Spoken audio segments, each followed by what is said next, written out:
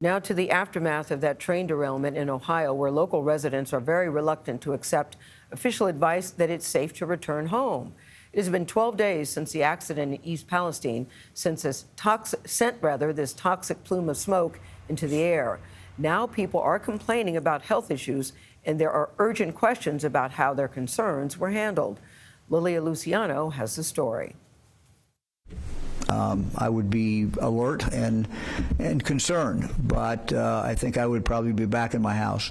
That was Ohio Governor Mike DeWine's answer when he was asked whether he would move back home if he lived in East Palestine, Ohio, though he did offer caveats. I think that I would be drinking the bottled water.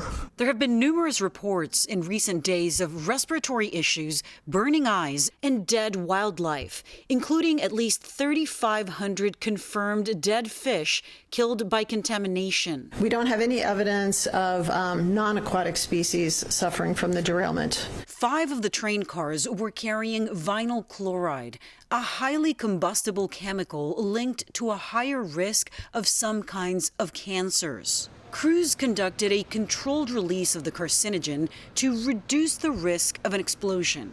When you have combustion or burning, you create all sorts of different byproducts. It's important to understand to cast a wide net when you're testing, because you want to narrow out and rule out chemicals that could pose an acute health risk or linger around. The governor and other officials lifted the town's evacuation order a week ago after health officials said air quality was back to acceptable levels and the city's main water supply, they said, was safe. 2 days after the evacuation order was lifted, the EPA said 3 additional hazardous chemicals were found on the derailed train cars.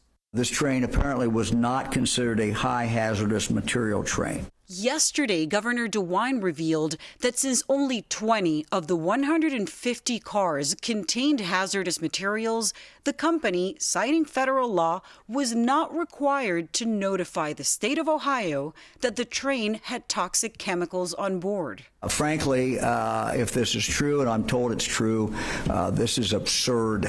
For CBS Mornings, I'm Lilia Luciano.